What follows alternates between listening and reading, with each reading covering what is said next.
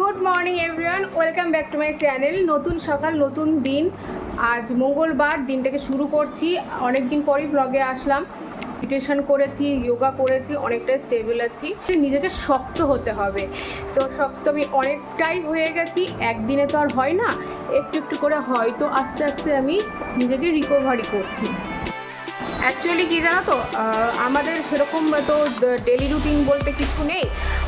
মা রান্নাবান্না করে, আমি একটু ঘর টর গুছাই, না হলে খাই যাই এই, তারপর হচ্ছে গল্প করি। তো ব্লগ দেখানোর মতন কিছুই থাকে না।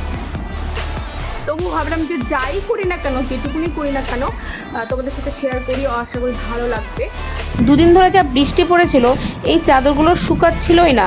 তো আজকে রোদের দেখায় পেয়ে শুকিয়ে নিয়েছিলাম।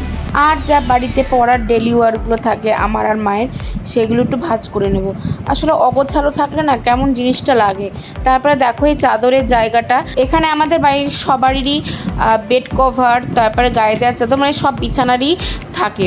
তো তারপরে আমি আমার মেকআপ সেলফটা গোছাবো, তার আগে মা দিয়ে দিল ব্রেকফাস্ট। আমি 1.5খানা খেয়েছিলাম, আর বাদবাকি মা খেয়েছিল। আর দেখো এখানে আমার 1/3 আমার মেকআপ নেই।